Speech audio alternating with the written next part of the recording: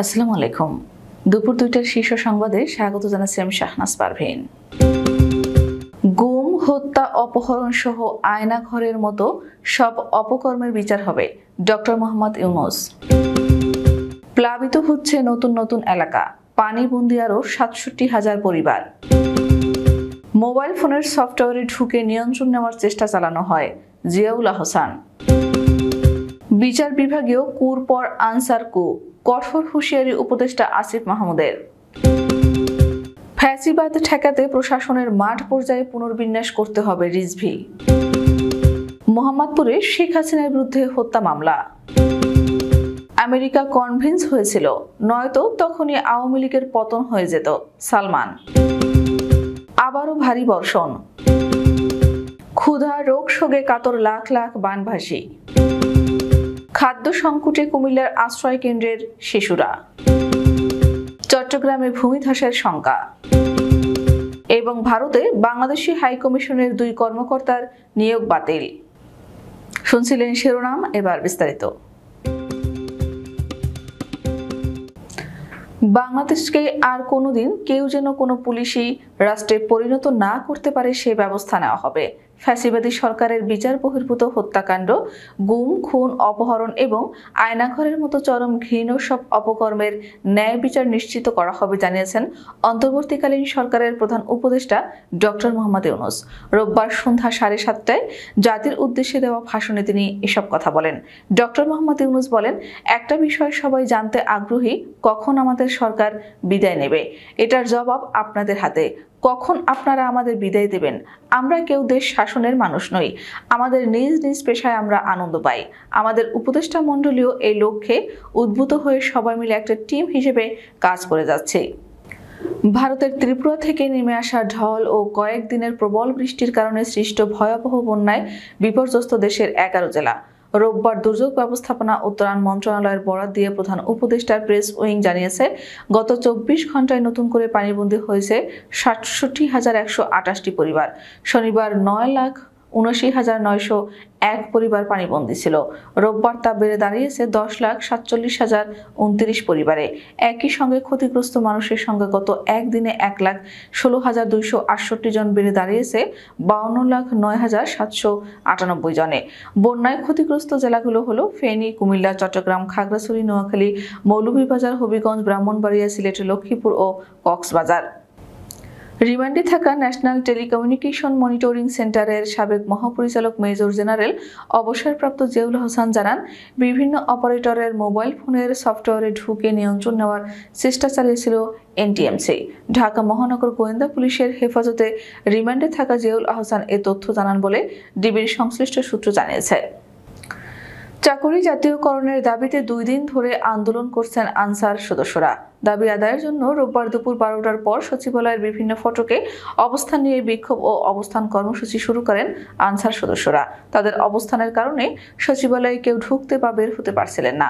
এদিকে আনসার সদস্যদের সচিবালয়ে কর্মীদের অবরুদ্ধ করে রাখার ঘটনাকে আনসার কু হিসেবে উল্লেখ করে আগামী দিনে কোনো ধরনের কুচেষ্টা হলে ভয়াবহ পরিণতির হুঁশিয়ারি দিয়েছেন অন্তর্বর্তীকালীন সরকারের ক্রীড়া উপদেষ্টা ও বৈষম্য বিরোধী ছাত্র আন্দোলনের সমন্বয়ক আসিফ মাহমুদ। রোববার দিবাগত রাতে সামাজিক যোগাযোগ মাধ্যম ফেসবুকে দেয়া এক স্ট্যাটাসে এই হুঁশিয়ারি দেন তিনি। বিএনপির সিনিয়র যুগ্ম মহাসচিব অ্যাডভোকেট রুহুল কবির রিজভী বলেছেন, আনসার বাহিনীর কোনো দাবি দেওয়া থাকলে আলোচনা করতে পারেন। তাদের দাবি মেনে নেওয়ার পরও কাউকে অবরুদ্ধ করে রাখার সাহস পেল কোথায়? আসলে বর্তমান যে অন্তর্বর্তীকালীন সরকার রয়েছে তাকে অস্থির করার জন্য এসব পরিকল্পিতভাবে করা হচ্ছে। আজকে যে সমস্ত সচিবরা রয়েছেন তারা কারা? তারা তো শেখ হাসিনার আমলে নিয়োগ করা। যারা এসপি রয়েছেন তারা তো কম অত্যাচার করেননি। ফ্যাসিবাদ ঠেকাতে প্রশাসনের মাঠ পর্যায়ে পুনর্বিন্যাস করতে হবে, কারণ দোসররা এখনো সুযোগের অপেক্ষায় আছে শেখ হাসিনাকে ফিরিয়ে এনে প্রতিবিপ্লব করার জন্য। ঢাকার মোহাম্মদপুর সরকারি মডেল কলেজের শিক্ষার্থী মাহমুদুর রহমান সৈকত হত্যায় দেশ ছেড়ে ভারতে পালানো সাবেক প্রধানমন্ত্রী শেখ হাসিনা সহ ১৩ জনের নাম উল্লেখ করে মামলা দায়ের করেছেন নিহতের বাবা মোহাম্মদ মাহবুবুর রহমান। রোববার রাতে রাজধানীর মোহাম্মদপুর থানায় এ হত্যা মামলা দায়ের করা হয়।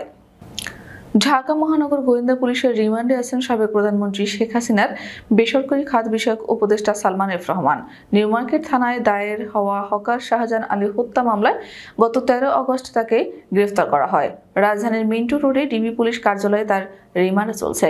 জিজ্ঞাসাবাদে ডিবিকে সালমান এফ রহমান তাকে ছেড়ে দিতে বলেন। তার ভাষ্য, আমাকে আটকে রাখলে আমার বিভিন্ন প্রতিষ্ঠানে কর্মরত 80,000 লোক বেতন পাবে না।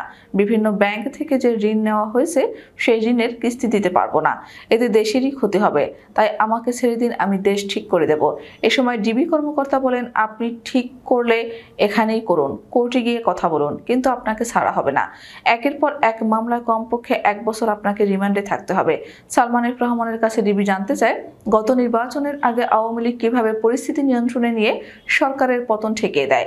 উত্তরে সালমান বলেন, আমরা ভারতের মাধ্যমে আমেরিকাকে বোঝাতে পেরেছিলাম যে আমরা আমেরিকার পক্ষে আছি। বাংলাদেশকে বাঁচাতে হলে শেখ হাসিনার বিকল্প নেই। তখন আমাদের এবং ভারতের কথায় আমেরিকা কনভিন্স হয়েছিল, না হলে তখনই আমাদের পতন হয়ে যেত। খুলনা, বরিশাল ও চট্টগ্রাম বিভাগে আবারও ভারী বর্ষণের পূর্বাভাস দেওয়া হয়েছে। উল্লেখ্য, ভারী বর্ষণ এবং ভারত থেকে নেমে আসা প্রবল পানির স্রোতের কারণে ফেনী, কুমিল্লা ও চট্টগ্রামের অনেক স্থানে ভয়াবহ বন্যার সৃষ্টি হয়। ওই বন্যার দুর্ভোগ এখনও কমেনি। জলবায়ু বিশেষজ্ঞ মোস্তফা কামাল পলাশ তার আবহাওয়া ওয়েবসাইটে এই পূর্বাভাস দিয়ে বলেছেন, খুলনা ও বরিশাল বিভাগে ঘূর্ণমান মেঘের সৃষ্টি হয়েছে। নতুন করে সৃষ্ট এই মেঘ আবারও মৌসুমী লঘুচাপে পরিণত হতে পারে। এই লঘুচাপ আগামী বুধবার পর্যন্ত খুলনা, বরিশাল এবং ভারতের পশ্চিমবঙ্গ ও উড়িষ্যা রাজ্যের উপকূলে সক্রিয় থেকে খুলনা, বরিশাল, চট্টগ্রাম, ঢাকা বিভাগের জেলাগুলো এবং পশ্চিমবঙ্গের দক্ষিণাঞ্চলের জেলাগুলোর উপর প্রবল বৃষ্টিপাত ঘটাতে পারে।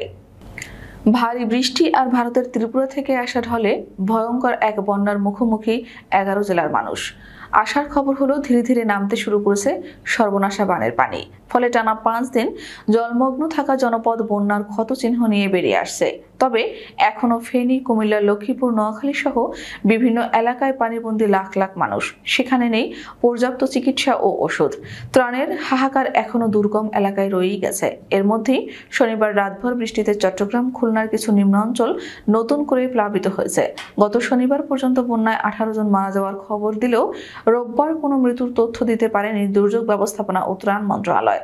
তবে ফেনী ও কুমিল্লায় আরও 5 জনের লাশ মিলেছে বলে নিশ্চিত হয়েছে গণমাধ্যম। কুমিল্লায় ভয়াবহ বন্যায় ঘরবাড়ি ছেড়ে আশ্রয় কেন্দ্রে আশ্রয় নিয়েছেন প্রায় 67,000 মানুষ। এসব মানুষদের জন্য নানা খাদ্য সহায়তা এলেও খাদ্য সংকটে রয়েছে আশ্রয় কেন্দ্রগুলোতে থাকা শিশুরা। শুধুমাত্র শুকনো বিস্কুট আর কলা একমাত্র ভরসা এসব শিশুদের। ফলে স্বাস্থ্য ঝুঁকির পাশাপাশি ক্ষুধার্ত অধিকাংশ শিশু। রোববার দুপুরে কুমিল্লার বেশ কয়েকটি আশ্রয় কেন্দ্র ঘুরে এসব চিত্র দেখা গেছে। চট্টগ্রাম সহ 3 বিভাগে ভারী বৃষ্টি হতে পারে বলে জানিয়েছে আবহাওয়া অধিদপ্তর। চট্টগ্রামের পাহাড়ি অঞ্চলের কোথাও কোথাও ভূমিধসের আশঙ্কা রয়েছে বলেও জানায় সংস্থাটি। আবহাওয়া অধিদপ্তরের আবহাওয়াবিদ মোহাম্মদ মনোয়ার হোসেন ভারী বর্ষণের সতর্কতায় এই তথ্য জানান। আবহাওয়া অফিস জানায়, দেশে সক্রিয় মৌসুমী বায়ুর প্রভাবে খুলনা, বরিশাল ও চট্টগ্রাম বিভাগের কোথাও কোথাও বিচ্ছিন্নভাবে সোমবার সন্ধ্যা 6টার মধ্যে ভারী বৃষ্টি হতে পারে। এসব এলাকায় 40 থেকে 88 মিলিমিটার পর্যন্ত ভারী বৃষ্টি হতে পারে।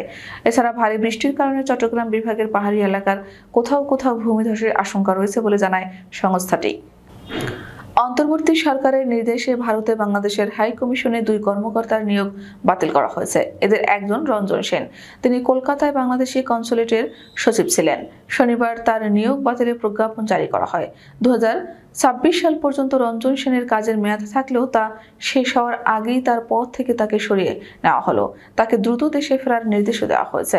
তবে রঞ্জনের ঢাকা ফেরার ক্ষেত্রে বেশ কিছুটা সময় লাগতে পারে বলে জানিয়েছে ভারতীয় গণমাধ্যম ইন্ডিয়া টুডে। এর আগে নয়াদিল্লিতে বাংলাদেশ হাই কমিশনের প্রেস উইংয়ে মিনিস্টার পদে নিয়োগপ্রাপ্ত শাবান মাহমুদের চুক্তিভিত্তিক নিয়োগ বাতিল করা হয়। আমাদের পরবর্তী রাত 10টার শীর্ষ সংবাদ দেখার আমন্ত্রণ জানিয়ে এখনকার মতো বিদায় নিচ্ছি।